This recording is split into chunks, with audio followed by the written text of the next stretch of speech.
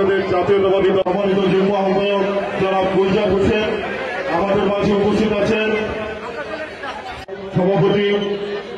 ময়মনসিংহ দক্ষিণ জেলা বিভাগীয় শ্রমিক দলের সম্মানিত নির্যাতিত সফল ছাত্র নেতা জনাব রকিবুল হাসান খান রাসেল ভাই আমাদের মাঝে উপস্থিত আছে। সাবেক ছাত্র নেতা জনাব এম এ খালেক চাচা আমাদের মাঝে, সাধারণ সম্পাদক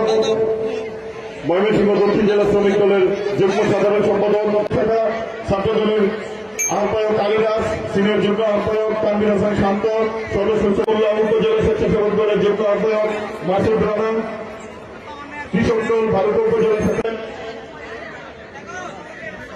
ভালুকা উপজেলা ক্রীড়া সংস্থার অন্যতম পরিশ্রমী সদস্য উপস্থিত আছেন। জাসা সহ সভাপতি আশিকুর রহমান শ্রাবণ সহ বিভিন্ন অঙ্গ